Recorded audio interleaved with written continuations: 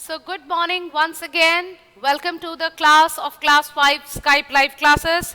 Students, कल हम लोग बिशन की दिलेरी पढ़ रहे थे. आज भी हम लोग बिशन की दिलेरी को ही कंटिन्यू करेंगे. तो उसके लिए आप लोग सभी पेज नंबर 120 पृष्ठ संख्या 120 निकाल लीजिए. तैयार हो जाइए. कल हमने यह पढ़ा था कि लास्ट तब में जो पढ़ा था हमने कि किस प्रकार जो है बिशन अपने स्वेटर को उतार करके अपने उपस्थित बुद्धि का वो जो है वहाँ पर क्या बोले मतलब वहाँ पर वो एग्जाम्पल देता है कि किस प्रकार की मतलब उसने उसका जो प्रेजेंस ऑफ माइंड है वो कितना अच्छा है और वो अपने स्वेटर को उतार करके पंछी को जो है तीतर को जो है स्वेटर में लपेट करके बहुत तेजी से दौड़ता है. दौड़ता हुआ कहाँ जाता है, आगे पढ़ते हैं. कर्नल दत्ता के घर के रास्ते में एक तरफ गेहूं के खेत थे, दूसरी तरफ कंटीले तारों की बाढ़. बिशन वैसे तो कंटीले तारों की बाढ़ से होकर निकल सकता था, परंतु इस समय वह दोनों हाथों से तीतर को पकड़े हुए था. तीतर को संभालना बहुत ज़रूरी था, इसलिए वह खेतों के साथ साथ छिप छिप कर चलने लगा ताकि शिकारी उसे देख न ले. अब कर्नल दत्ता के घर का जो रास्ता था वहाँ एक तरफ गेहूं का खेत था, विच इज़ ऑलरेडी टोल्ड, ठीक है. और उसके बाद दूसरे तरफ क्या था, गेहूं के खेत थे. एक तरफ गेहूं का खेत और दूसरी तरफ क्या थे, कंटीले तार के बाण. यानी क्या थे, मतलब वो आप लोगों ने देखा होगा कहीं पर जब बाउंड्री लगाते हैं, तार की बाउंड्री लगाते हैं तो ऐसे कांटे की तरह तार निकले रहते हैं, ठीक है.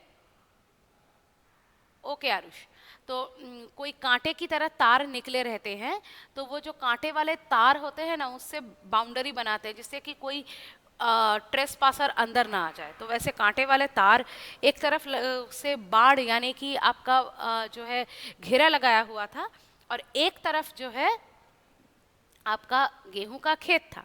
तो वैसे तो वो जो तार वाला रास्ता है वहीं से जाता था, लेकिन इस बार वो उस रास्ते से नहीं जा पा रहा था क्योंकि इस बार जो है वो तीतर को दोनों हाथों से ऐसे संभाल के पकड़ के लेके जा रहा है. तो बोलो भला वो कैसे उस तार को फान करके कैसे चला जाता. It was not possible for him. और इसलिए वो गेहूं के खेत के बीच से, क्योंकि गेहूं के खेत काफ़ी लंबे होते हैं, तो वो उनके बीच से छिप छिप कर पंछी को संभाले हुए जा रहा था जिससे कि वो शिकारी के नज़रों से बच सके. वह कुछ दूर ही गया कि पीछे से भारी सी आवाज आई, लड़के रुक जा नहीं तो मैं गोली मार दूंगा. अब देखो उसके भी जान पे बनाई, एक पंछी की जान बचाने के लिए उसके भी जान पे बनाई. क्यों इस पाठ का नाम बिशन की दिलेरी रखा है आप लोग अब जान पा रहे हैं. एक छोटा सा आप लोगों के ही तरह उम्र का बच्चा जब इतना ज़्यादा जो है आपका साहस का काम करे कि शिकारियों के हाथ में बंदूक है, भाई बंदूक की गोली से पंछी तो क्या इंसान भी ढेर हो सकते हैं, उस गोली की परवाह ना किए हुए वो उस पंछी की जान को अपनी बुद्धि में उसका जितना समा रहा है उस तरीके से बचाने की कोशिश कर रहा है. वो क्या करता है, वो जो है पंछी को ले करके मतलब किसी तरह से दौड़ता है खेत के बीच से. जल्दी भी जाना है, छिप कर भी जाना है, उसका चैलेंज सोचिए. लेकिन वो छिप कर जा रहा है, लेकिन जो ऊपर से देख रहे हैं उनको तो वो नज़र आ रहा है. शिकारी काफ़ी लंबे चौड़े हैं उससे, उन्होंने उसको देख लिया और ज़ोर से आवाज़ आती है कि लड़के रुक जा वरना तुझे ही गोली मार दूंगा. लोग क्या करते, पंछी को छोड़ के चलो खुद अपनी जान बचा लेते. लेकिन बिशन ने ऐसा नहीं किया. वह चुपचाप चलता रहा. रुकता है या नहीं, उस आदमी ने दोबारा चिल्लाकर कहा. मतलब उसको खुद गोली खाना मंजूर था, लेकिन पंछी की जान वो जोखिम में नहीं डाल सकता था. फिर क्या हुआ, तब तक बिशन कंटीले तारों के पास आ गया था. जब तक ये लोग उसका पीछा करते करते आते तब तक वो जो कांटे वाले तार थे वहां तक पहुंच चुका था. उसका दिल तेजी से धड़कने लगा. बात तो सही है, दिल तेजी से धड़कने वाली ही बात है. आगे बढ़ना मुश्किल लग रहा था, लेकिन फिर भी वह रुका नहीं और न ही उसने कोई जवाब दिया. तभी बिशन को भारी भरकम जूतों की आवाज़ सुनाई दी जो तेज़ी से उसके पास चले आ रहे थे. मुंह से बोलने के बाद भी वो शिकारी रुके नहीं। जूतों की आवाज आ रही है, यानी कि वो शिकारी भागते हुए उसको पकड़ने आ रहे हैं। क्योंकि भाई बिशन से उनकी कोई दुश्मनी नहीं थी, लेकिन बिशन उनका शिकार लेके भाग रहा है, अपने शिकार को वो भला क्यों छोड़ते। पीछे से आ रहा शिकारी गुस्से में जोर जोर से चिल्ला रहा था, मैं तुझे देख लूंगा, तू मेरा शिकार चुरा कर नहीं ले जा सकता। समझ रहे हैं आप लोग? बिशन के लिए आगे निकल भागने का रास्ता नहीं था। अगर वह सड़क से जाता तो शिकारी को साफ दिखाई दे देता, इसलिए उसने खेतों के छोटे रास्ते से जाना तय किया। खेतों से आगे के रास्ते में कांटेदार झाड़ियां थीं। अब अगर वो सड़क से जाए तो वो तो पूरी तरह से विजिबल हो जाएगा।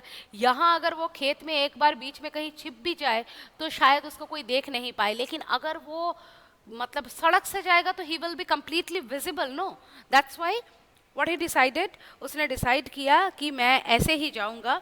और वो क्या करने लगा, खेतों के छोटे से रास्ते से जाने लगा।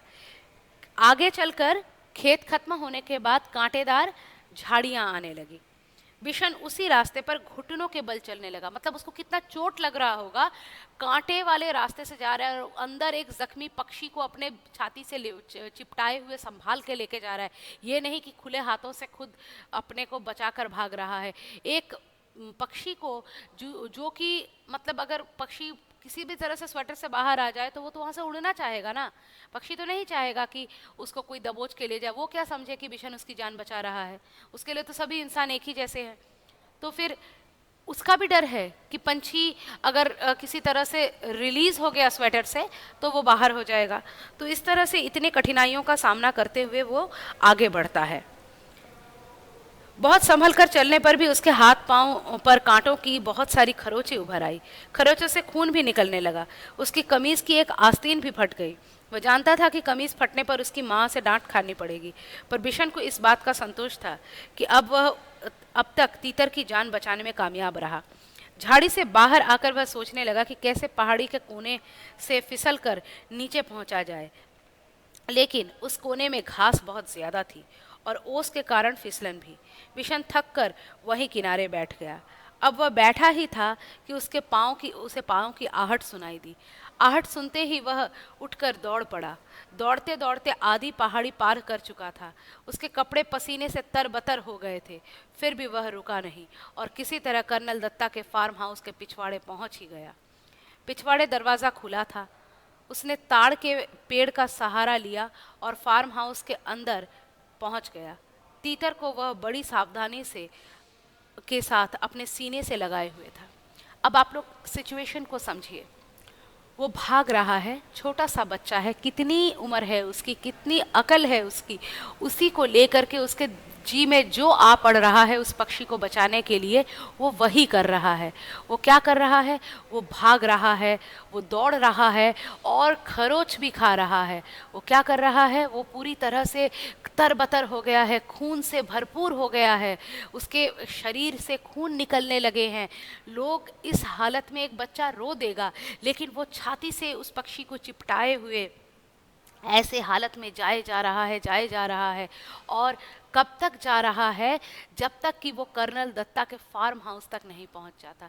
लेकिन कर्नल दत्ता के फार्म हाउस को इस रास्ते, इस तरीके से पहुंचना इतना आसान नहीं था। ये डेली फॉलो करने वाला रूट उसका नहीं था।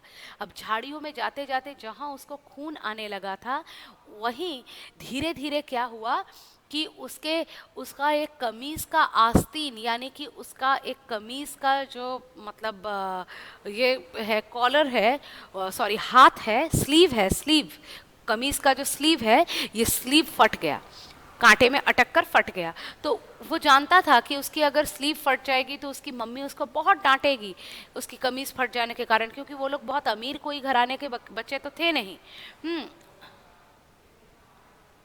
Yes, together mode. Yes, somebody is using together mode and please don't use it. Yesterday also this thing has happened and that's why I had to shift to grid mode just now.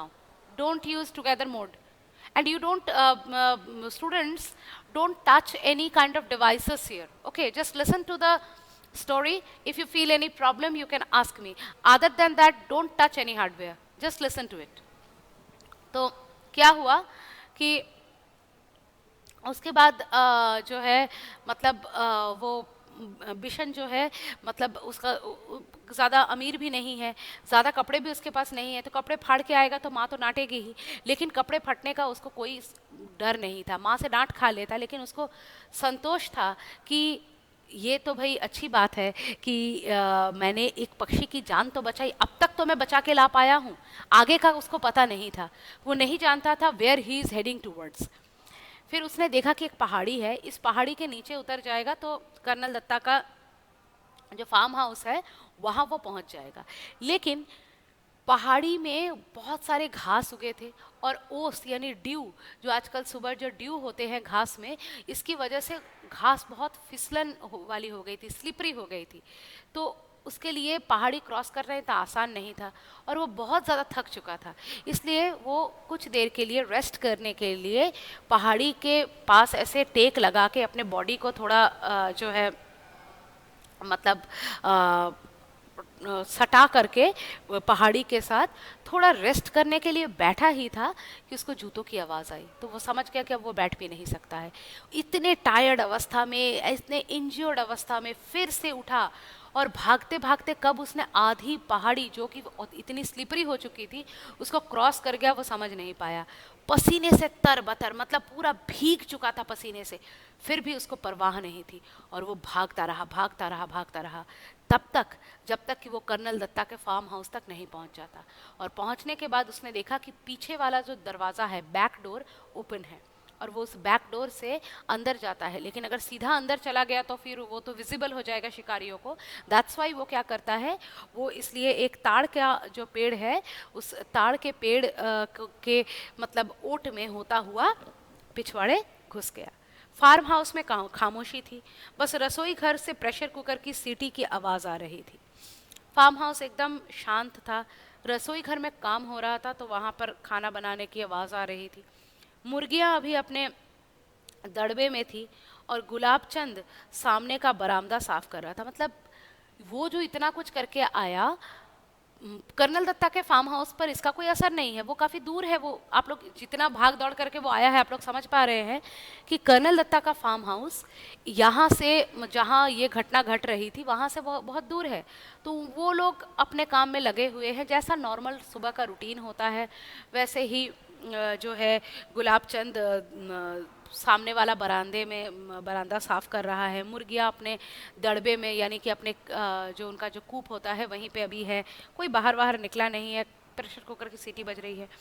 अचानक colonel साहब का Alsatian कुत्ता ज़ोर ज़ोर से भौंकने लगा। लेकिन कुत्ते जो होते हैं वो बहुत शार्प होते हैं, वो किसी बाहर वाले के आने की भनक उनको लग जाती है। तो उनका एल्सेशियन कुत्ता जो है भौंकने लगा। वह किसी अजनबी को देखकर इस तरह भौंकता है, ठीक है। बिशन समझ गया कि शिकारी इधर ही आ रहे हैं। अब बिशन तो यहाँ डेली आता है, तो बिशन को देखकर तो कुत्ता भौंकेगा नहीं। कुत्ता भौंक रहा है मतलब कोई अजनबी है, कोई अननोन पर्सन है, यानी कि शिकारी आ गए। बिशन अपनी छोटी सी बुद्धि में उसको ये समझ में आ गया कि ज़रूर शिकारी इधर आ रहे हैं। उसने इधर उधर देखा ताकि वह तीतर को कहीं अच्छी तरह से छिपा सके। एक और शेड के नीचे बहुत सारा कबाड़ पड़ा था। कबाड़ यानी जंक यार्ड जिसको कहते हैं, जहाँ पर पुराने चीज़ें रखे जाते हैं, अनयूज्ड वेस्ट चीज़ें रखे जाते हैं। एक शेड के नीचे ऐसा पड़ा हुआ था। उसी में एक टूटी टोकरी बिशन को दिखाई दी। एक टूटी हुई टोकरी यानी कि एक क्या बोले आपका वो इस तरह का एक चीज़ होता है ना, जैसे जो लोग बाज़ार में भाजियाँ बेचते हैं उनके पास जैसे होता है जिसके अंदर आलू प्याज रख के बेचते हैं ना, जिसको बंगाली में झूड़ी बोलते हैं, वो चीज़, ठीक है। तो वो एक टोकरी पड़ी हुई दिखाई दी, वो टूटी हुई टोकरी जो कि जंक यार्ड है, तो फिर सही वाली टोकरी तो कोई वहाँ रखेगा नहीं, तो वो टूटी हुई टोकरी उसको पड़ी हुई दिखाई दी। तो उसने क्या किया कि ये ठीक है सोचते हुए उसने तीतर को टोकरी में रखकर स्वेटर से ढक दिया। तीतर को वहां पे टोकरी में रखा। स्वेटर से उसको अगर आज़ाद किया तो पंछी तो उड़ने की कोशिश करेगा, तो फिर तो शिकारी समझ ही जाएंगे, इतनी मेहनत बेकार हो जाएगी। इसलिए उसने क्या किया कि फिर उसको स्वेटर से वहां पे ढक दिया टोकरी में रख के। घायल तीतर घबराया हुआ था, इसलिए वो चुपचाप पड़ा रहा। उसने कोई चेष्टा भी नहीं की और वो चुपचाप पड़ा रहा क्योंकि वो बहुत घबरा गया था पंछी, और ऊपर से घायल भी था। तीतर को छुपाने के बाद बिशन ने सोचा कि अब बाहर चलकर देखना चाहिए। अब उसको लगा कि हाँ, तो उसकी जान मैंने बचा दी, अब मैं बाहर निकलता हूँ। मतलब अपने जान की उसको परवाह ही नहीं है। वह शिकारियों के सामने भी नहीं पड़ना चाहता था, इसलिए उसने छत पर चढ़कर बैठना ठीक समझा। इसलिए वो पूरी तरह से शिकारियों के सामने नहीं गया, क्योंकि शिकारी उसे पहचानते थे।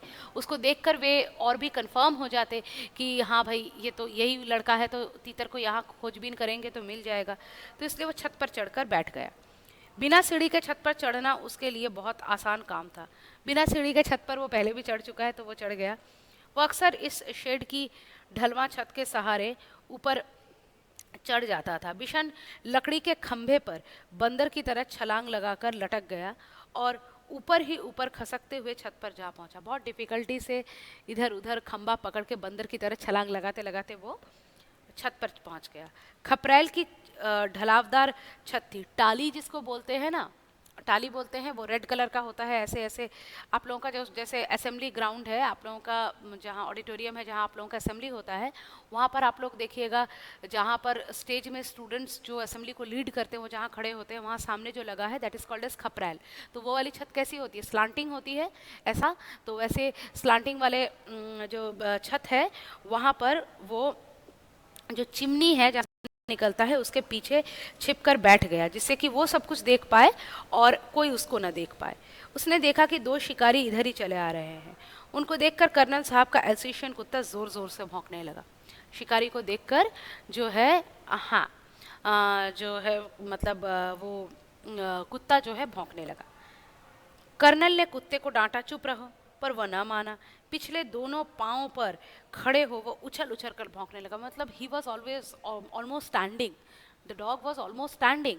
वो इतना एक्साइटेड होकर भौंकने लगा, मतलब वो बहुत ही गलत किस्म के इंसान थे। ये कुत्ता इशारा करने लगा। कर्नल दत्ता ने जितना भी उसको मना करने की कोशिश की, वो भौंकता ही रहा।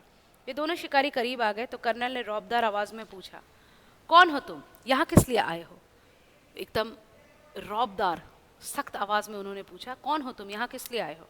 साहब हम शिकारी हैं, हर साल यहाँ शिकार के लिए आते हैं। अच्छा, तो तुम ही लोगों की गोलियों की आवाज़ें गूंज रही थी सुबह से?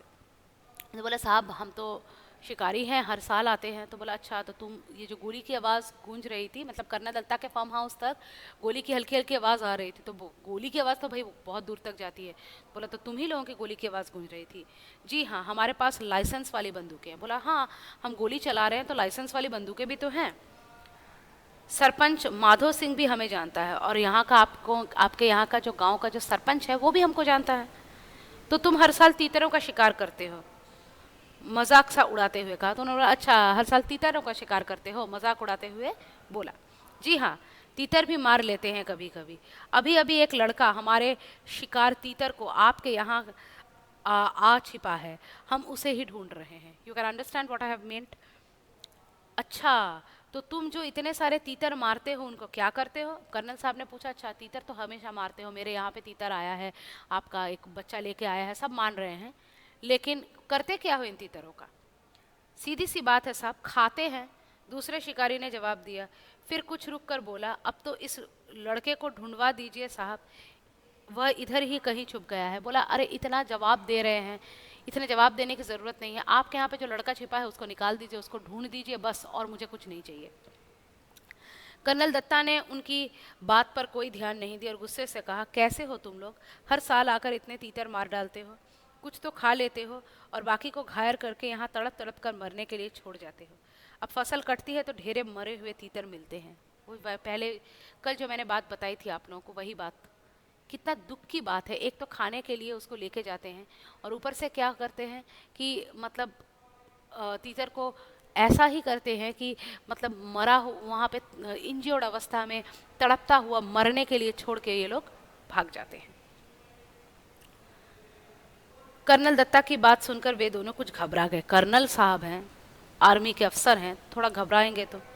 उन्हें उम्मीद नहीं थी कि कर्नल इस तरह उन्हें डांट देंगे। कर्नल दत्ता ने उन्हें इतना ही कहकर नहीं छोड़ा, आगे बोला, पक्षियों को मारने और उनसे ज़्यादा उन्हें घायल करके छोड़ जाने में कोई बहादुरी नहीं है। अब तुम दोनों यहाँ से जा सकते हो, यहाँ तुम्हारा कोई तीतर वीतर नहीं है। अब जाते हो कि यहीं जाते क्यों नहीं, खड़े क्यों हो? बोला कि अब तुम लोग जाओगे, यहाँ खड़े क्यों हो, यहाँ पे कोई तीतर वीतर नहीं है तुम लोगों का, और बहुत गलत काम कर रहे हो तुम लोग। बिशन चिमनी के पीछे से सब देख सुन रहा था। वे दोनों शिकारी बिना कुछ बोले मुड़े और वापस चले गए। इतनी डांट लगा दी, एक अफसर हैं, अब कुछ बोलने को हिम्मत उनकी हुई नहीं, वो चले गए। कर्नल दत्ता ने गुलाबचंद से दवाई छिड़कने वाली मशीन लाने को कहा और गुलाबचंद को कहा जो दवाई छिड़कने वाली मशीन है वो लेकर के आओ। तभी बिशन छिपकर शेड से होता हुआ नीचे कूद पड़ा। तभी बिशन नीचे आया सबके सामने। एक्चुअली बिशन को किसी ने देखा नहीं था, तो तभी बिशन आया। उसने तीतर को उठा लिया और घर में घुसते ही मालकिन को पुकारने लगा, बहू जी जल्दी आइए, यह बहुत जख्मी है, आकर इसे देखिए। और इतना कहकर वो जो है बहू जी को, कर्नल दत्ता की पत्नी को आवाज लगाने लगा। बिशन की आवाज सुनकर कर्नल दत्ता भी अंदर आ पहुंचा और बोला, अच्छा तो तीतर चुराने वाला लड़का तू ही है। तभी वो समझ पाए कि यही लड़का है जो तीतर लेकर आया है। क्या करता बाबूजी, उसे चोट लगी है, अगर मैं ना लाता तो वो मर जाता। अब तू इसका क्या करेगा? तो वो बोलता है, अच्छा तू तो बचा तो लेगा इसको, करेगा क्या? पालूंगा बाबूजी, I will pet him. Colonel Dutt साहब मुस्कुरा दिए। उन्होंने घायल तीतर को देखा, उसका एक पंख टूट गया था, अब वो शायद कभी भी उड़ ना सके। सोचो, अब वो कभी भी शायद उड़ नहीं पाएगा, उसका एक पंख भी टूट गया था। तो जाओ दवाइयों का बक्सा लेकर आओ। बोला कि जाओ जाकर दवाइयों का बक्सा लेकर आओ। बिशन दौड़कर बक्सा ले आया। कर्नल दत्ता ने तीतर के पैरों का जख्म साफ किया, फिर दवाइयाँ लगा दी, पंख को फैलाकर टेप लगा दिया ताकि वो ज़्यादा हिले डुले नहीं।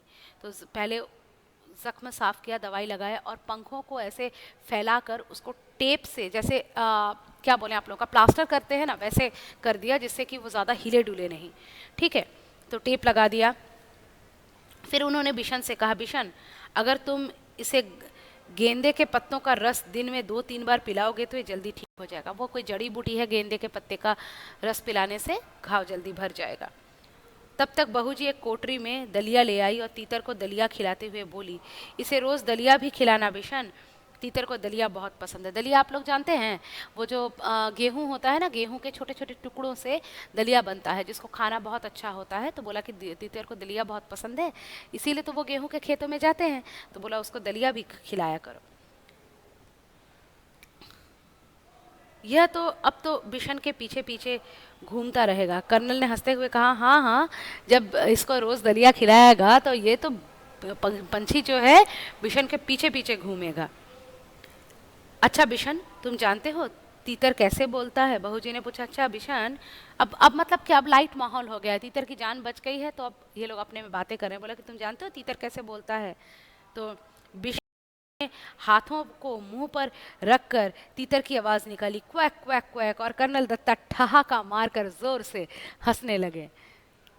यू हैव ईटन तीतर? अच्छा। तो बहू जी भी मुंह पर पल्लू रखकर हंसने लगी। बिशन भी हंसता हुआ हिरन की तरह छलांगे लगाता हुआ तीतर के साथ अपने घर की ओर चला गया। और बिशन भी बहुत खुश हुआ। उसने भी क्या किया, एकदम जैसे लगा कि वो हिरन बन गया है और हिरन की तरह छलांग लगाता हुआ वो अपने जल्दी जल्दी दौड़ दौड़ कर अपने घर की ओर चला गया, क्योंकि अब उसको सक्सेस मिल गई थी, उसने उस प्राणी की जान बचा ली थी। तो उम्मीद है पाठ आप लोगों को समझ में आया होगा, दिक्कत तो कोई हुई नहीं होगी। तो ज़रा जल्दी जल्दी आप लोग मुझे अपना अटेंडेंस दे दीजिए।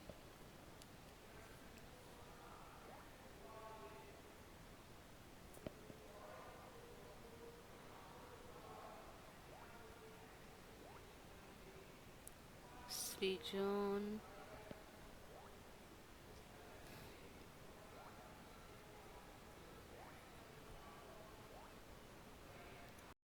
Aarush, शोमिली, कृषिका।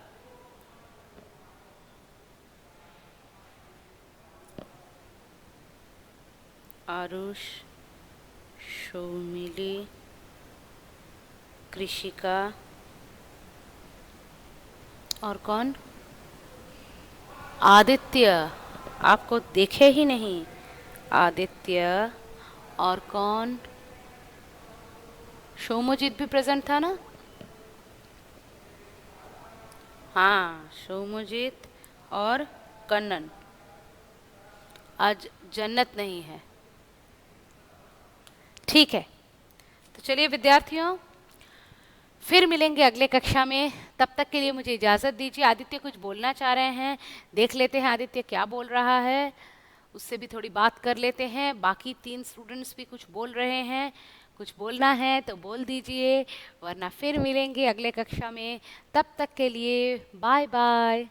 Bye students, bye, most welcome. Bye बेटा, see you all again in the class and want to see you soon in the classroom also. Bye.